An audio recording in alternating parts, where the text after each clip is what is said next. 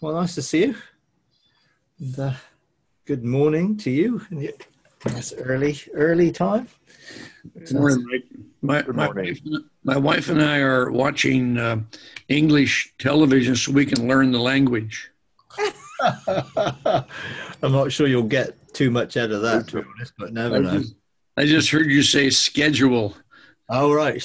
Yeah, well, instead of schedule, yes. Yeah, there's those little nuances of language, that you've perverted some way, so.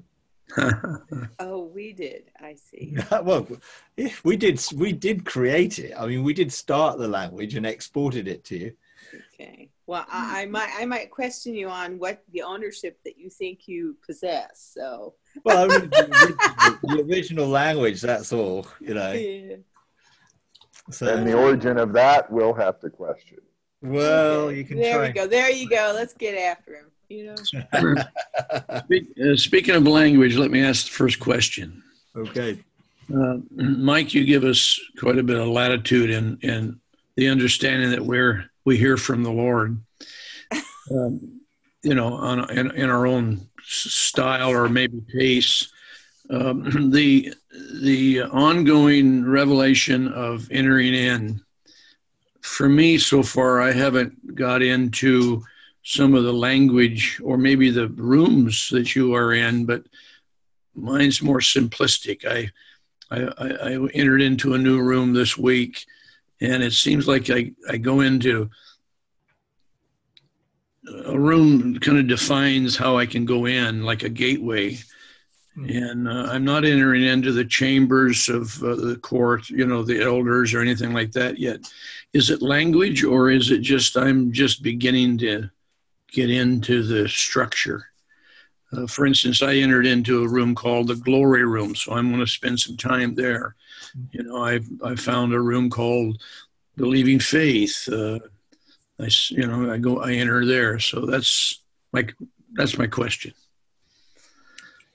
I mean, I think, to be honest, a lot of it is semantics, in that the names of a particular place you engage in are designed to engage you. So the way they get revealed to you gives something that you were drawn to or understand or connect to. Because if I was to think of a glory room, I would probably have a different thinking about that than you might, because we have different understandings of words and meanings, and so God may well use the same room and with different names to describe it to different people, because that's how they can best connect to it. So would you say, Mike, God is all things to all people?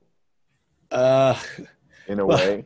I would say heaven is multiversed, in that it exists on multiple planes to connect to us. Hence, we can go into a courtroom or a room and see no one there and engage, or sometimes we can go there and see people there and engage. And it's like, if you think of how can we all go and engage Melchizedek also at the same time, or how can we all go and engage something at the same time? Because it has the capacity to enable us to connect in a multi-dynamic, multiverse, manifold way. And so some people will go there and they see it in a particular framework that they relate to. And I listen to it and think, well, it doesn't look like that to me. But that's how it's supposed to be, because it looks like what it looks to me, so I can engage it. The symbolism of my engagements is because of who I am, and because of what my life experiences are, and my understanding of the Word of God, and various things contribute to how I particularly connect to a particular area. So some people talk about rooms and various things, and there are lots of rooms, but I tend to engage in a place without feeling the restriction of a room generally. I'm just engaging in what is the purpose of that room or that place.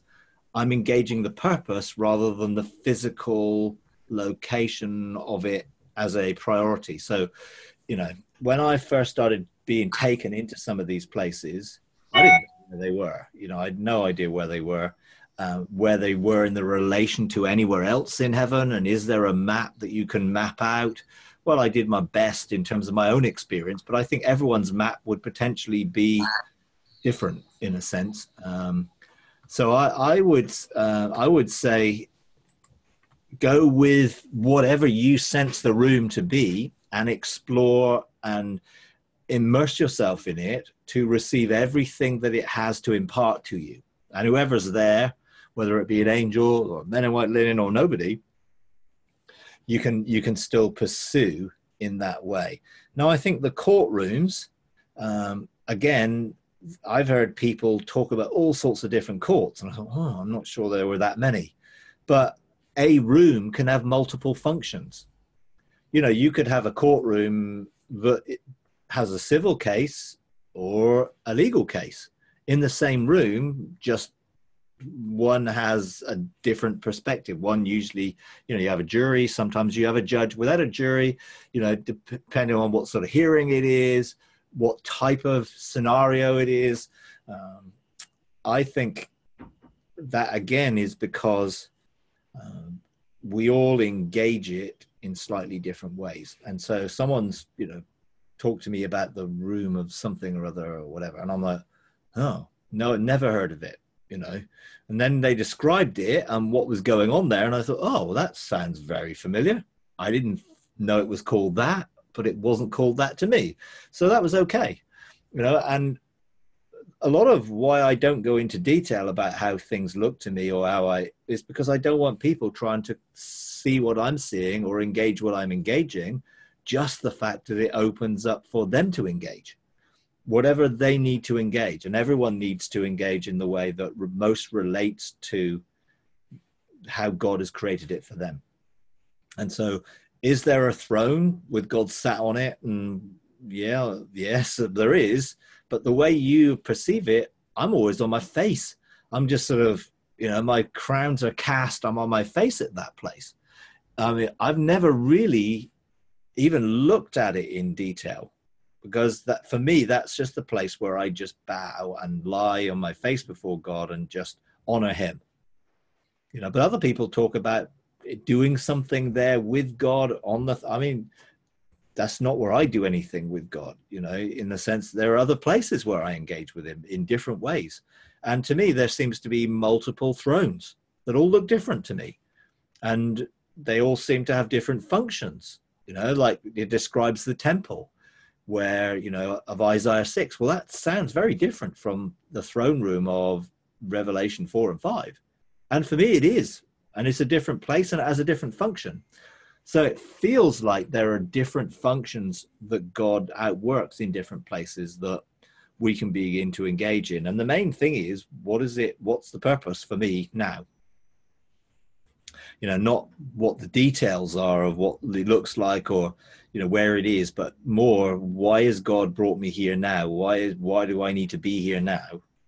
That's what I focus on, really. So I'm much more engaged with that rather than what it looks like or the perception of it from other people's perception, so I would not be too concerned about the language. And if God is taking you to places, it's because he has a reason to do that and to unveil things to you for whatever it is that he wants you to do.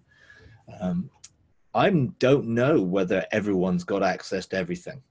I don't know. I just know what I've got access to. And there are some places that I very rarely, if ever, go. And so it's like, well, maybe that's just not really a place that's at this point in time for me has that much meaning. Maybe in the future that might change.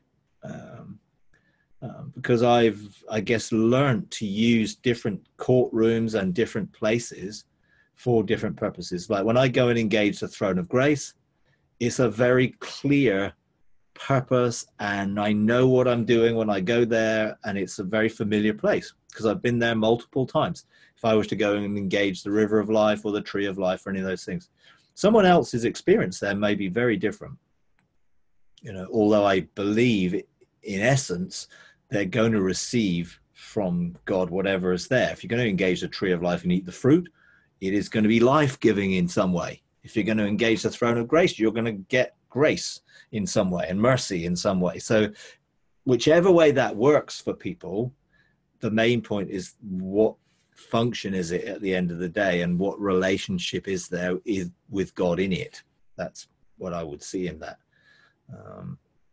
Otherwise, it becomes very much an exploration of a fixed thing that everyone would have to see the same. And I don't think God's like that. You know, I just think God is so manifold in his nature and multifaceted. You know, we're not going to see the same thing or connect to the same thing, because that would be limiting him. He's infinite in that sense. So there's no end to him. And we're exploring going deeper with that.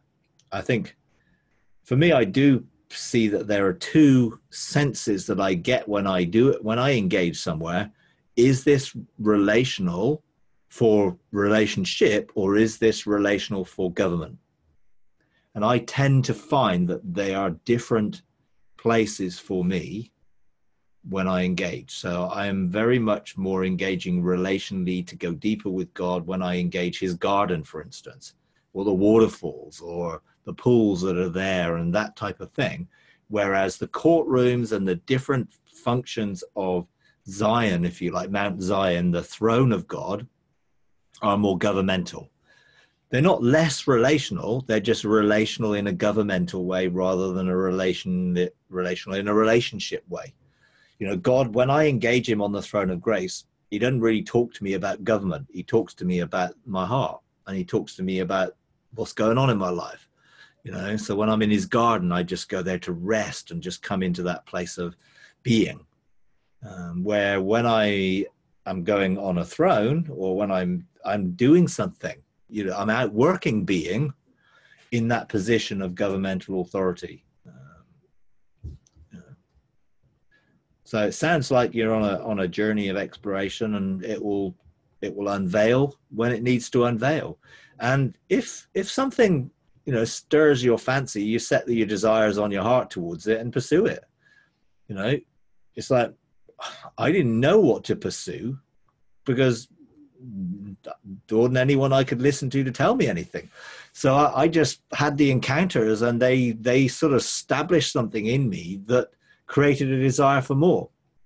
So I go to a court, and then I have a desire, well, what are the other, how does this function? How does this work? What am I supposed to do here? And it's that type of thing that has worked for me. I've not really sort of said, well, okay, I'm just going to try and figure everything out. It's much more relational that leads then into going there for a purpose. And that's what I've done. You know, I don't go to the Court of Kings just because it'd be interesting. I go when I need to make legislation. That's the only reason I go there, if I feel led to go there and make legislation. So the same with other things. It's only the Chancellor's Court for me that I actually function in a way towards others, in a Chancellor's role. That's where I've used the court and presenting something to that court. I've also sat there in a place where others have presented things. That's the only court where I've done anything like that. And I had an engagement this morning, actually, and God told me to go and take my place in a court, but told me for the next 2 years, I wouldn't cognitively understand or be aware of what I'm doing there. But when I do, all that I'm going to do there in the spirit in the next 2 years will then be unfolded in a cognitive way. So in other words, he told me not to try and figure it out, but just to engage it and let it happen. And that will eventually produce something which will be something I can explain or teach or whatever. But for 2 years, I'm going to be sat there, but I'm not going to be able to tell anyone what I'm doing, you know, and unless my spirit releases it without my mind knowing, which quite often it does. I do say things sometimes without knowing what I'm going to say, or that I have any understanding of what I say. But I had a very clear directive to go and take my place in a court. But for 2 years, don't try and be cognitive about it. That's what God said. You know? So That's fine. You know, I have two friends that are dealing with some serious diseases, life-threatening. And so this last week, I took them into as a form of intercession. I'm thinking into our healing room, so that they could begin. I just took them in by faith. And while I was in there, Spirit of God said, "Take them to the glory room." That's how I ended up in this glory room. So I took them over there, and when I entered in, it was a huge, giant sauna. And you couldn't see across the room because I'm relating steam to glory, I guess. Yeah. And all sitting in the room was all sorts of men in robes like they do in the pictures, I suppose. But I sensed it. They were others that had gathered there in that same glory room. So that's where that question comes from. I took them into the glory so they could soak up the glory. Yeah. Have that healing experience. Yeah. I mean, what you carry in your heart, goes with you wherever you go. And sometimes, as you just say there was a deliberateness about that, a proactiveness about it. I'm taking them there. I'm carrying them there because I'm carrying them in my heart. And other times they're with you because they're in your heart, and wherever you go, there's that, but there's not necessarily the deliberateness about it. So again, yeah, it is a form of, intercession, only it's different from what we would have seen intercession to be previously, in which we would be here trying to intercede to get God to do something, rather than going there and engaging there so that can manifest. So, yeah. Thank you, Mike. Okay. Okay. Anyone's got anything they want to share, talk about?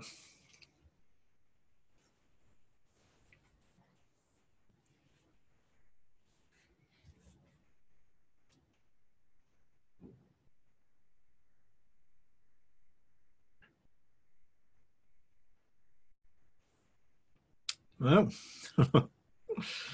okay. I'm sure you got something to share. Kristen must have something. I'm coming. I'm getting there. This is we just finished. This is more of a leadership thing. So we have finally. It's taken us 9 months as a bench to finish our belonging statement.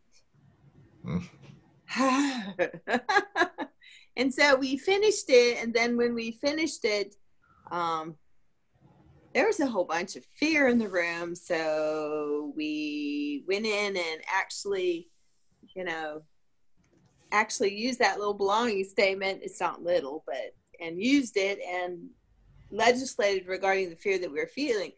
So that was really positive. That was really great. And my question for you is, the first time that you guys actually facilitated your belonging statement, your belonging form, whatever you want to call it, you did it with people that you already had relationship with. The first time. Yes. Yeah. Unpack that. How did that go? Any wisdoms that you discovered by doing it? Okay.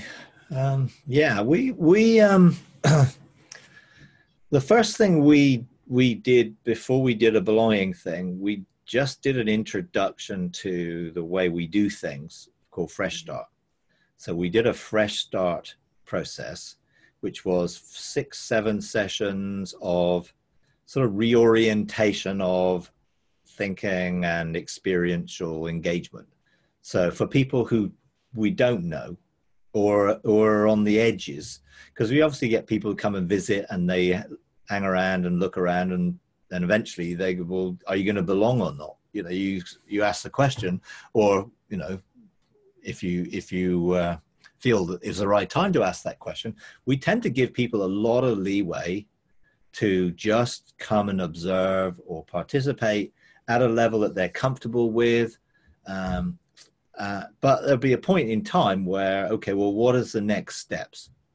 And sometimes that will come from them saying, well, you know, I really would like to belong here. Sometimes it comes from us. It's just saying, well, okay, you've been here a while. Well, how are you feeling? Is there anything we can do? So we tend to do Fresh Start with those people, just to reorientate them and help them engage, because, of course, they're jumping into the middle of, you know, 7 years down the line from our first engagements in this stuff. So that even the language is just like, it's a foreign language to people who come from a different setting. Mm-hmm. They just don't even, you know, we're talking of things just willy-nilly. This is just how we speak. They're like, what are they talking about? Mm-hmm. So some of that orientation will be to help them get the language, what we mean by certain things. You know, when we say engagement or encounter, I mean, that's not words you get normally in a normal sort of institutional church setting, particularly. So we use that to help people engage themselves, but also familiarize. Then if people after that are like, yeah, I'm in, we then have a belonging booklet rather than statement. So our belonging booklet is probably as big as our Fresh Start booklet, but some of it's information in that it gives background or history to who we are, how we got here, why we're the particular way we are.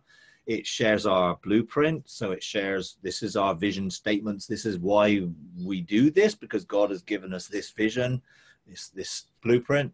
And then it's got, the other thing it does is have expectations. Mm-hmm. So what are the expectations for the person who says, I'd like to be part of this family? What expectations should they have of what they should expect? So what are we saying that we should be providing? You know, but also what expectations does the family have for people who say they want to belong to it? So we make that clear, and obviously people can ask questions and whatever. So normally that belonging booklet's done with people maybe over a couple of sessions in which they can take it away, they can read it, get the background, come with any questions. And so then everyone's clear. If you want to be part of this family and you believe God's put you on the same journey, even if it's just now, because it may be in the future that God takes you off to somewhere else, you know. So it's not like you're tying yourself to life, but while you're here, what does it mean to be part of this family? What are the expectations? So then people can become part of a group. Once they've said, yes, we accept this, we may not understand it all, but our hearts are right there with it. You've got an opportunity to ask questions. So we have within that, you know, our 4 visionary statements, which are the things that are our key things that God's called us to do and outwork. And the context of the scrolls that we have, the spheres. So we have our blueprint diagram so they can see all the different governmental spheres. All that stuff's there. They get, as part of that booklet, they get a leaflet which explains all of our mountains, so they can choose which group they want to be part in, because we don't assign them a group. They choose to be part of a group because they read the stuff. And again, it's one of those things of like, well, okay, see where God wants you to be. It may be that'll change once you reorientate yourself more and you get clarity about your destiny, but just be with other people and, you know, be in relationship really. So that's what our belonging is a more of a booklet that's got a lot of information in it, that includes, you know, this is our key DNA, if you like, but also other things within it.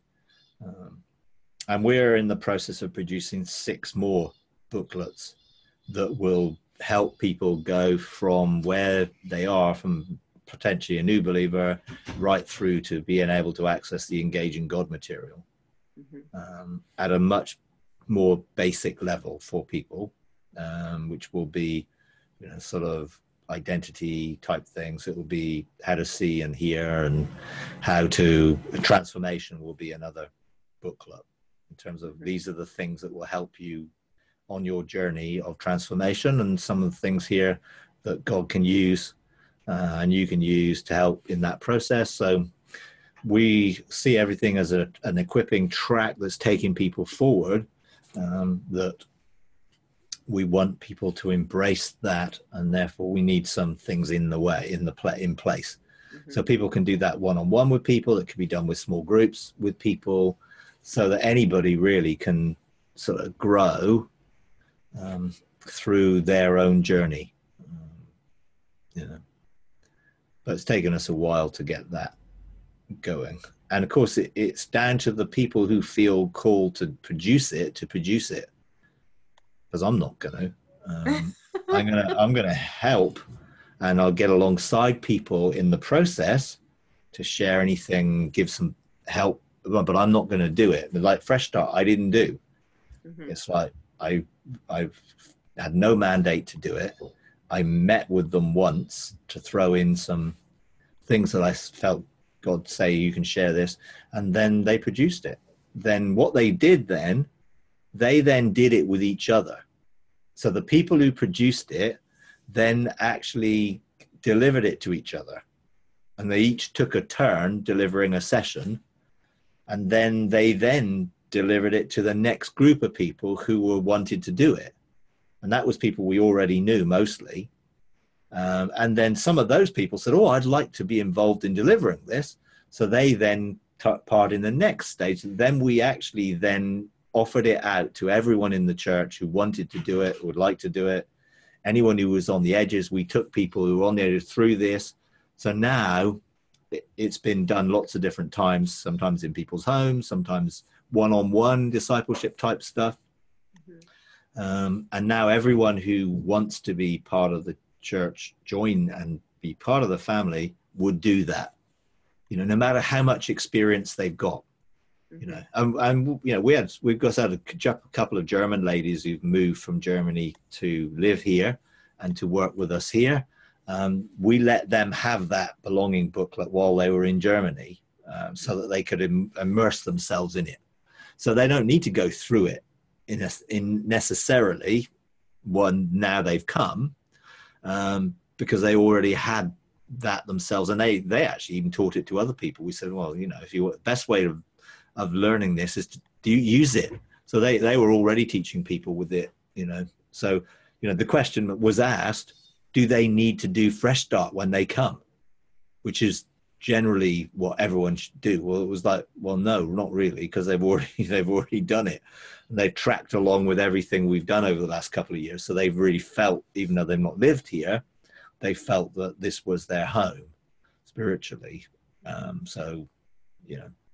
again, they had the belonging booklet. We sent it to them to look at. So they've sort of tracked along. But generally we would take new people through that.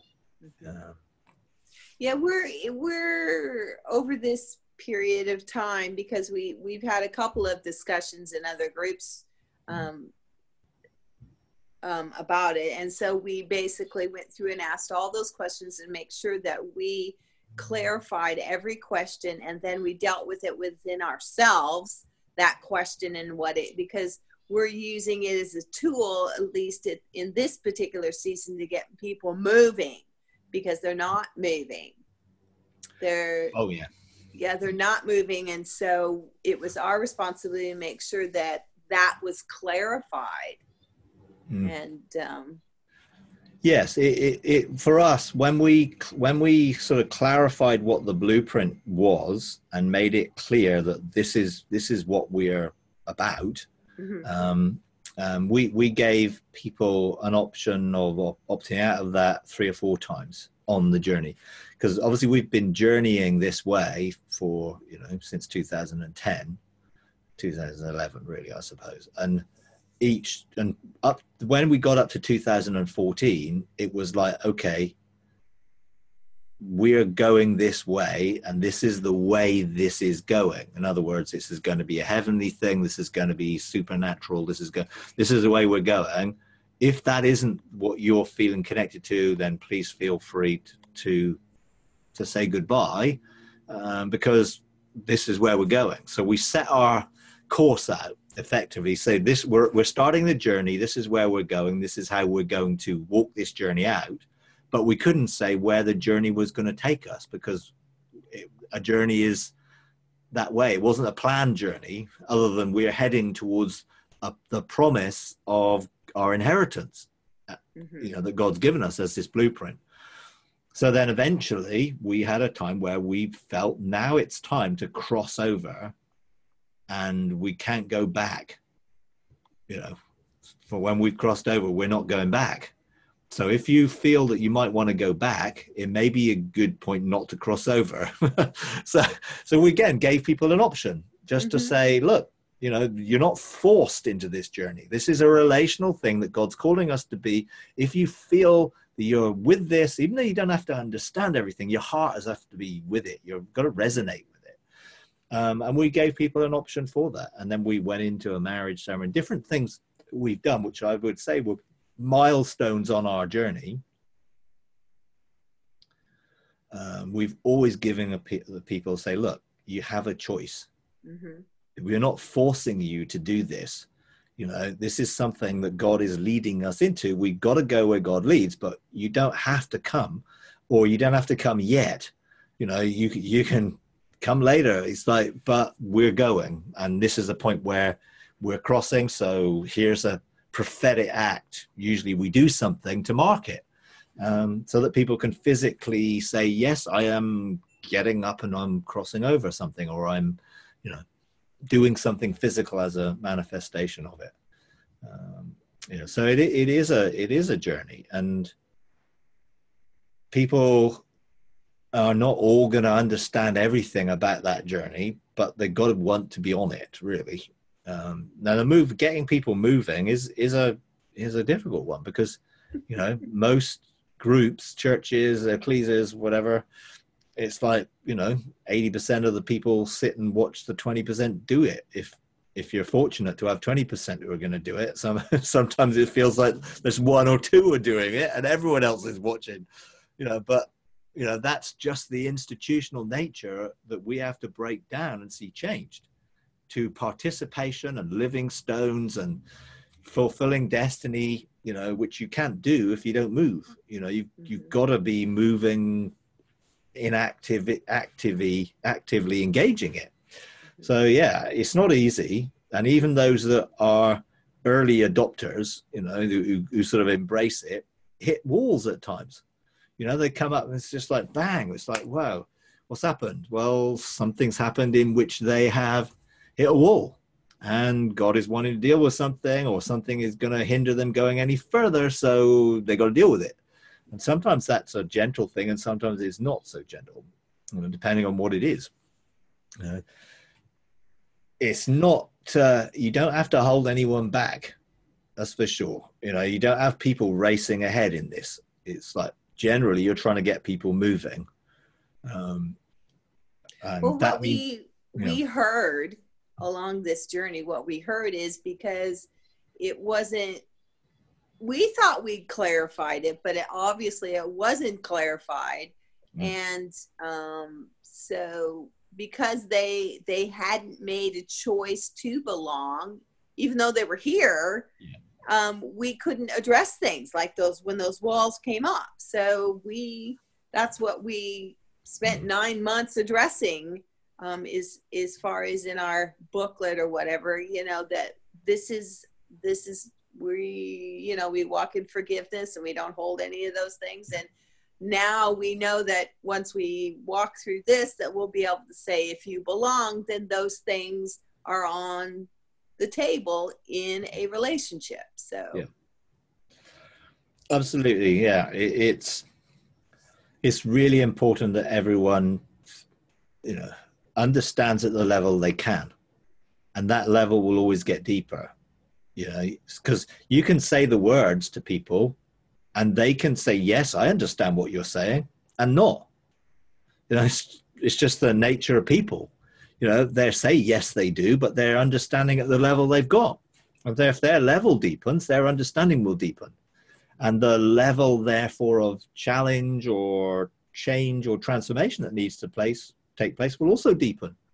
You know, so it's not okay, we're all doing it, we're all having a makeover weekend, everything will be sorted after this weekend, and we're all gonna, it's just an ongoing journey for all of us, because we're all in that process of being transformed and changed and maturing and growing in it all. You will find that some people embrace that and pursue it because they find liberty in it, and some people don't because they find fear in it. Mm-hmm. Oh, I'm responsible. Oh, I know I don't want to be responsible, so I'm not going to do that. You know, so you will get all sorts of dynamics that come up. You'll want some people who want to be in every position going, because that will feed them. You know, it's like that will feed their need to be needed. Therefore, they'll volunteer for everything. You know, and so you'll get all the different dynamics, and you'll get some people who volunteer for nothing because they're afraid of getting it wrong, because if they're fear of failure, so they won't do it. So you've got to balance it all out and realize that no one is going to have 100% pure motives, or there will be a mixture in people's hearts. And if you're waiting for people to be perfect before they embrace something, they'll never happen. So you have to go with imperfect people on a journey of being perfected by God that will throw up stuff along the way that you've got to deal with. And you'll have to deal with it in them. They'll have to deal with it in them. It may create dynamics that you have to deal with. That's just the way it is. So, you know, we had a number of people who wanted position. Now, they were very called to position. So do you not give them position because it's feeding them? Or do you allow them to have the position knowing that some of it's feeding them, in which that will come to the surface and they'll have to address it? My view is that we let people learn as they go. Otherwise, it's just, well, I can see that's feeding you. Now I'm not putting you in that position, which would be an old way of looking at it. No, we're not going to let you do that because that's not, you know, you're abusing the position or whatever for your own needs. Well, the reality is everyone does that to one degree or another. And so we have to find, well, is this meeting a need in me? And usually when God takes something away or begins to challenge something, the loss of it, you'll see where people are, you know, because that happens sometimes. And it's just like, oh, you know, well, if I'm not doing that, well, who am I? You know, because if their identity is from the position, mm-hmm.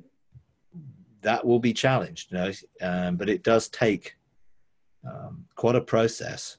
And sometimes you have to give people some time out, which we've done.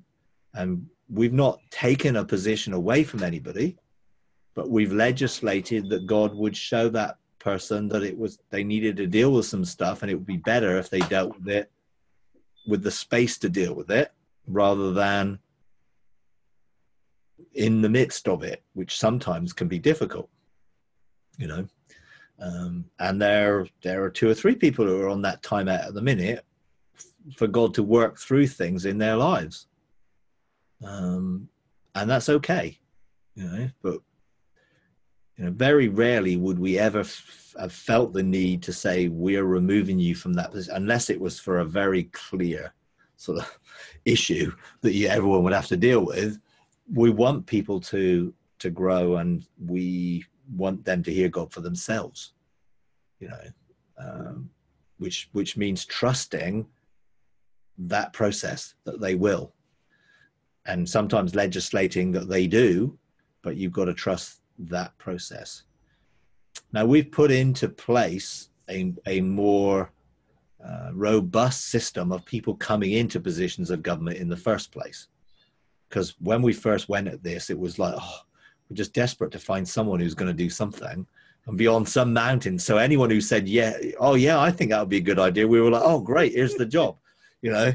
Well, that threw people in at the deep end. Some couldn't swim.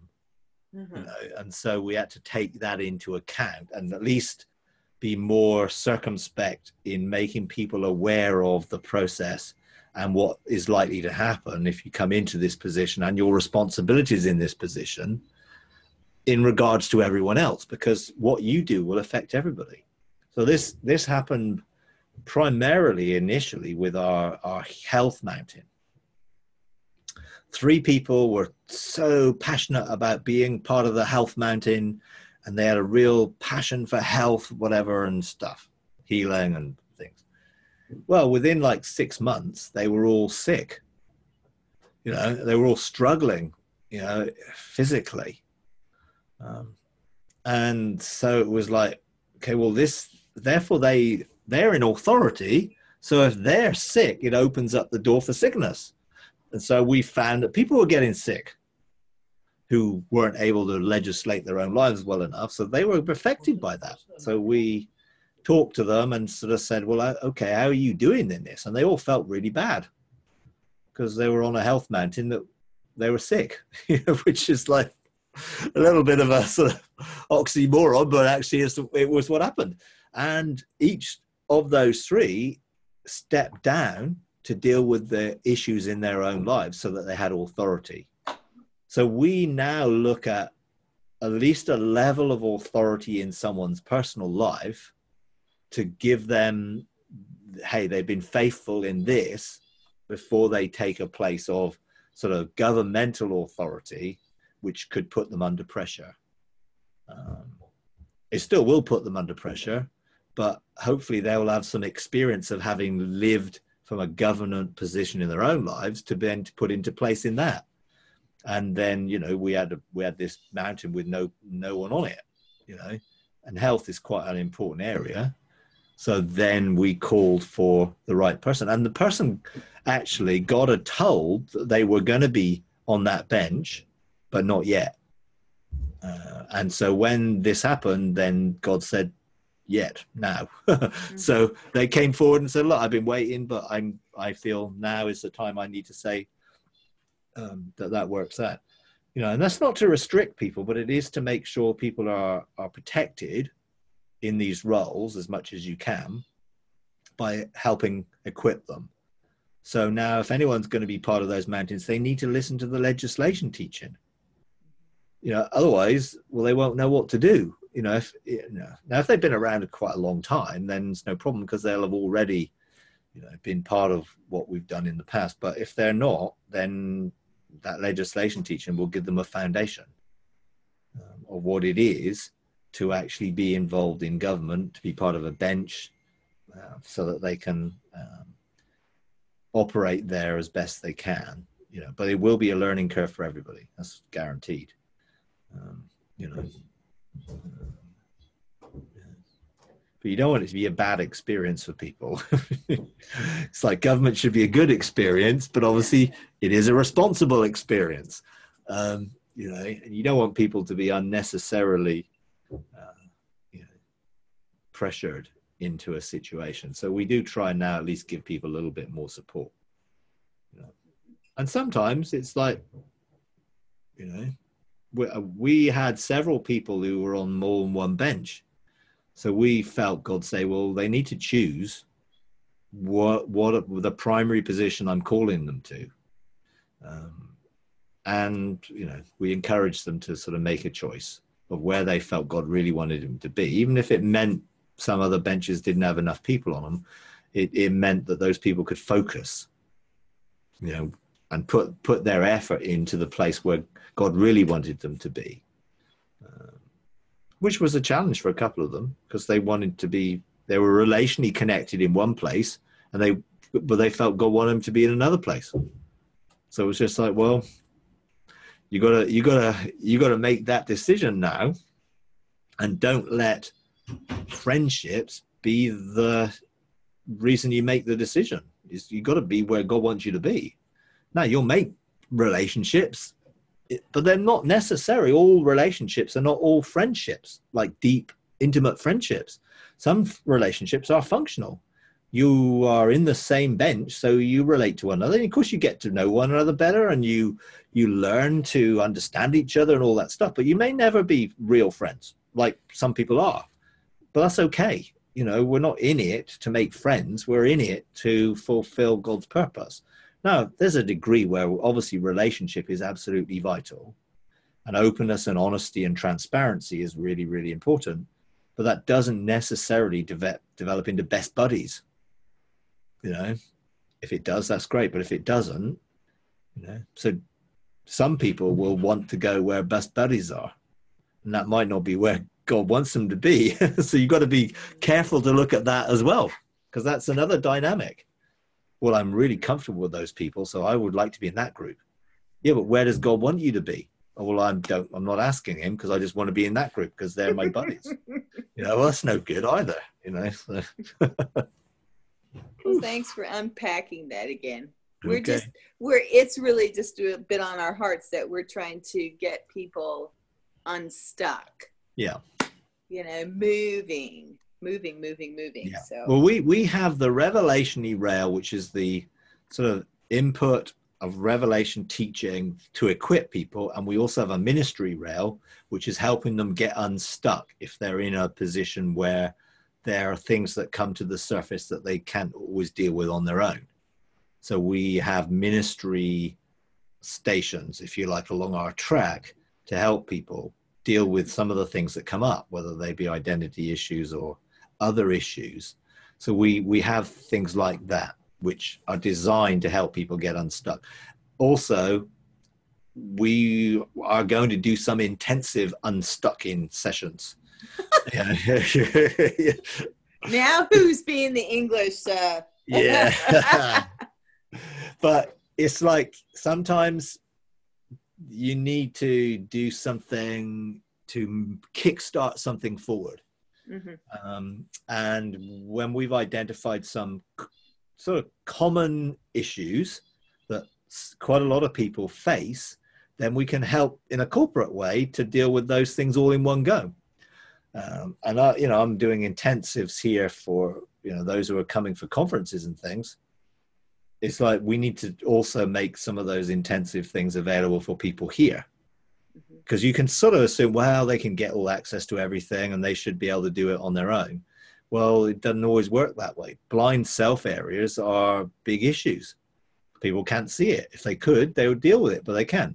So sometimes you need to do a little bit of okay, we're going to ask God to come and meet us intensively to deal with some of these things, like your motives, some of the reasons you would choose to go there and not here. Let's let God unveil some of the heart issues that will keep you stuck and unable to move on. So we are going to do some of those things to help people, at a particular point, whatever that is. And I think God's showing us some key areas that we will want to do that. Now, that might be offensive to some people when you challenge stuff, because, or when God challenges stuff, because that's what we want. We want God to challenge people and challenge their hearts and to unveil things so he can refine and purify and perfect and make them whole. There's some brokenness or fracturedness or fragmentedness that keeps us not whole. So what is that? And I think one of the key issues is getting your needs met in something other than God. That's one of the biggest factors of people getting stuck. They're trying to get a need met in something which is not God.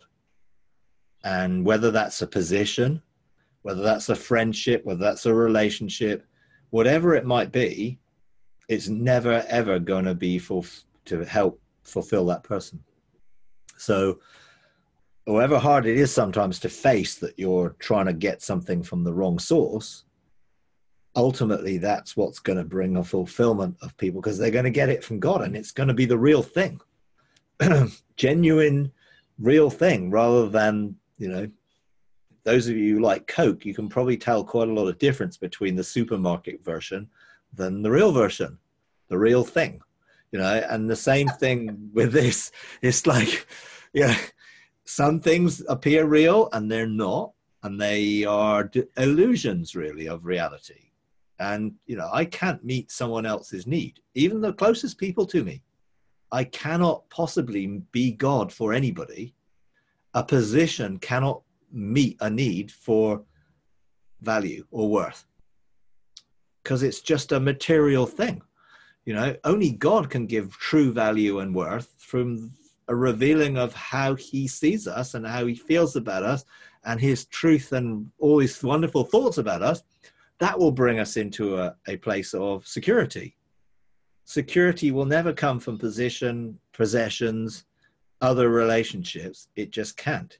But most people try and get it somewhere from those things. So at some point, you've got to help them readjust their sources to draw it back from God. And I'm not saying this is deliberate, because it isn't. Most people have got no idea that they're drawing from the wrong source. You know, it says in Jeremiah, you know, I've got these two things against my people. You know, one is that, you know, they're basically trying to drink from cisterns that can hold no water. This is what it says, it's just like broken cisterns. And so many people have got broken cisterns that they continually try and drink from, but it's just never, ever going to provide enough. Whereas drawing from the wells of salvation, it's never going to run out. You know, so you've got one that's continually running out and another one which is never going to run out, which is the best source. If it was that obvious to people, which it should be, you would think, they would draw from the right source. But actually, they've never been taught to engage God at such a level that that source is available to them flowing. Mm-hmm. So they go for the option of which they have embraced life with. You know, some people it's even embrace church. Yeah, constantly going to the old model. Yep. Yeah. So they'll look for a position to feed them, or they'll look for the recognition of leaders to validate them, and so they'll suck up.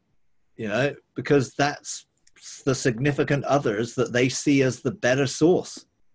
You know, and all that's obviously, you know, not ideal, but you have to recognize that it's there. That's real life, and you've got to help people through real life. And you've got to give people the place of safety that they can bring that into the light, and it will not cause them to be stigmatized or in any way treated differently. We've got to love each other right through all these things, really. So. That was some good unpacking. Thank you.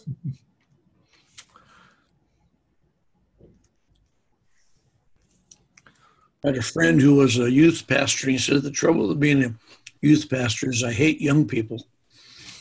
Church would be perfect without people, huh? Yeah. I had a thought when you were talking about signing up. How many people, when you sign up for a software program, read all that information? We just go right down to the bottom and agree. We don't even know what we're agreeing for. And that's certainly the way it is when people join something. Oh, yeah. Oh, sure, we understand. They don't. Oh, totally, yeah. And it's the terms and conditions. Yeah. I mean, and some of them are so tiny printed and so much so complicated. You get like 2 paragraphs in, it's just like, oh, no, I'll agree. This is just too much hard work trying to figure out what you're trying to say. But you know, when it says, by doing this, you've agreed to the terms and conditions, what happens if there's something in there that you really don't like? Mm-hmm. Well, that's the problem when people hit a wall, usually relationally within church settings, is that they come up against something that they didn't think they agreed to when they started out. So it really is important to try and get people to realize the expectations that are there, and to realize that some expectations are totally unrealistic and can never be fulfilled by people. You know, that's why we're continually getting people to go to God for themselves, because he's the only source that can truly satisfy and fulfill anybody. But it is a challenge, you know, and, you know, I would be very surprised if some of those things that we signed up for didn't have conditions in there that we don't like. Yeah, but we didn't know what they were because we didn't read it. You know, and some of it is because basically they make it complicated, but we've got to try and make it as simple as possible for people to get the gist of this is what this is about. You know, there should be no doubt over certain key issues when it comes to be part of something that God's doing. You know. Yeah. So, yeah. Well, thank you again for providing the journey for us, or for me, speaking for myself. I know the others appreciate it too. It's been a slow process, but I'm starting to see some doors open that would never have opened unless I had started the process, especially with you this last 3 years. Time flies, doesn't it? But in a sense, it is a journey, and therefore everyone's goes on that journey at their own pace. That for me is what I've learned from this the most. You cannot force everyone to go at the same pace, because that just doesn't take into account individual people's personal situations and their personal identity. Mm-hmm. And it was very helpful when we looked at redemptive gifts, 5 or 6 years ago, to recognize that people are different, and it's okay for people to be different, and they don't have to be like us, and we don't have to be like them. But we need to understand them. Otherwise frustrations arise. There was some really good illustrations of, say, mercy gift.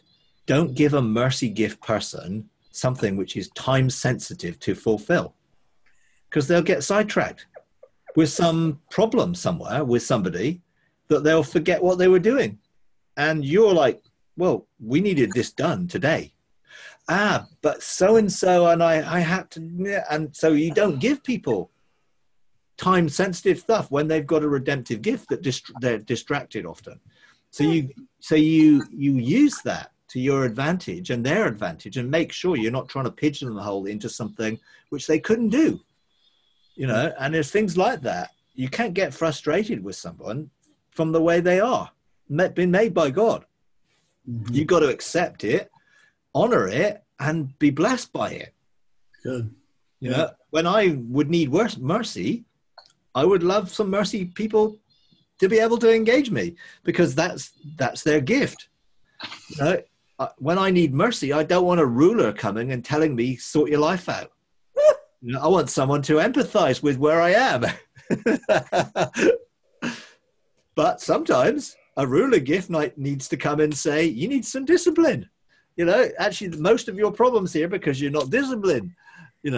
So different people are able to have different ways God made them, so that the whole, so there's a full representation of him. And God made us with one or two primary gifts, not all of them, so that we need each other.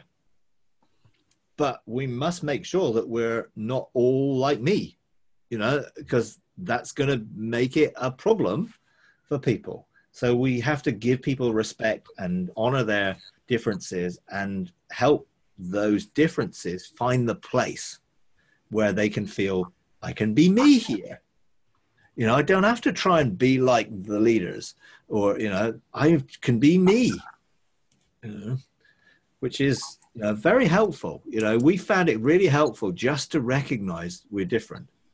We always had tension at home because, I carry sort of, my way of doing things is very different from my wife's, so we used to be frustrated with each other because we couldn't sort of see why the other person wouldn't think like us, sort of type of thing, so it was quite helpful just to realize this redemptive nature that God has given.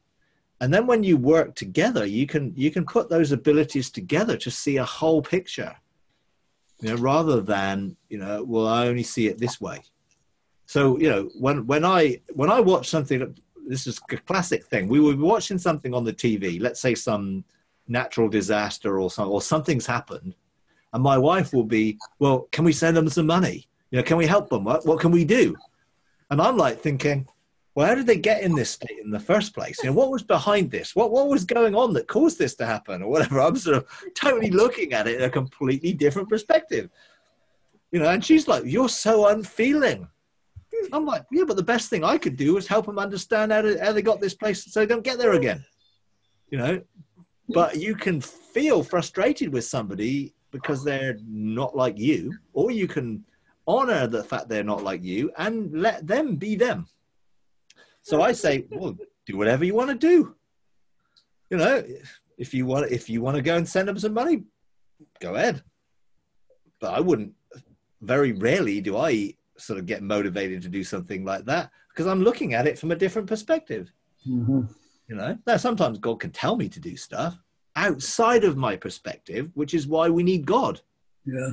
So then we don't get tied down into, oh, well, I can only ever see something this way, without him being able to interject and show me something different outside of my own perspective, so I can be obedient, even if it's not something obvious to me, which is why, you know, we need an intimate relationship with God, that he can reveal himself and his heart to us. Often that gets outworked in a way which is the way he made us, but sometimes it's, no, you need to be a bit more compassionate here. You know, oh, okay, I'll try then. And then you have to go the extra mile, because it's not the way you normally are. And if God asks you to do something outside of your normal parameters, you've got to press through the sort of awkwardness of it, or the lack of understanding around it, so you can outwork that. You know, which does happen sometimes. All right, Mike, now you're stepping on toes. Oh. Yeah. That's so funny. That's so funny. It's funny. It's me. Oh, pick up the sword. Let's cut its head off. Go legislate. And everything goes, no, give them more time. Give them more time. Give them more time. You're so funny. Oh, and he always puts all those mercy ones around you, right? Well, I'm very, very fortunate, other than in my own home, with our bench of three, and that they are all essentially similar governmentally. So we carry sort of ruler, prophet type gifting. Oh, so you're very blessed. That really helped. But then that doesn't help when others then think, well, you don't understand us, because we're not like you, you know, or you're not like us. You know, so you can get an us and them situation, which you've got to really be careful about, because that will be divisive. You know, so even though we're not like people, we've got to understand them and give them permission to be them. But sometimes you need to help move things forward and get people from a position where they're stuck to be able to overcome and move forward. And sometimes mercy people and others, they get so caught up in the scenario that they can't see the wood for the trees, and they can't see the way out. And therefore you've got to help in those scenarios to help people. And then if we're stuck in a situation where we're just governing without, in a sense, the people, because it's about people, then you need to take a perspective of, hey, yes, there needs to be some more sympathy here, or there needs to be a little bit more people-orientated approach sometimes. Because you can have a ruler gift and you can still outwork it in a way which is accepted by people rather than puts people off. You know, and that does take a little bit of working through at times. One of our men who came through often he was a prophet, he said the trouble with prophets, he said, I just like to line them up against the wall and shoot them all. We need the mercy gifts in those cases. And of course, Jesus was all the 7 gifts. So if we're becoming more like him, we still need to appreciate those other things and be able to function in those things when necessary. That's the thing. I can't say the excuse, well, I'm not that gift, so tough. It's like, if God is calling me to be a servant in one situation, I need to serve. You know, if he's calling me in another to be an exhorter, I need to exhort. You know, so I have to sort of start to grow to be a little bit more fully functioning and rounded, let's say. You know, then I won't be rubbing up against so many people if I'm slightly more rounded.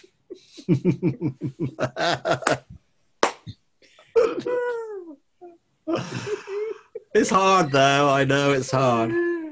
It's, yeah. Oh dear. Yeah. But this is why God puts us together, so that we can complement each other and support each other and encourage each other and help nurture each other, by giving who we are. You know, it's like the best thing I can be to someone is me. If I try to be someone else to them, then they're not going to get the best out of me. So, you know, I can best help people by giving them some way of finding out what the truth is. You know, that's to get the best out of me. If you ask me a question and I'll try and give you the answer that comes out of heaven, then you've got to go and take it and do what you will with it. But, you know, asking me to sort of say there probably isn't the best thing. But sometimes you have to give them the answer, which takes into, but they're going through a difficult time. So, you know, help them. Oh dear. Okay. All right. Let's leave it there.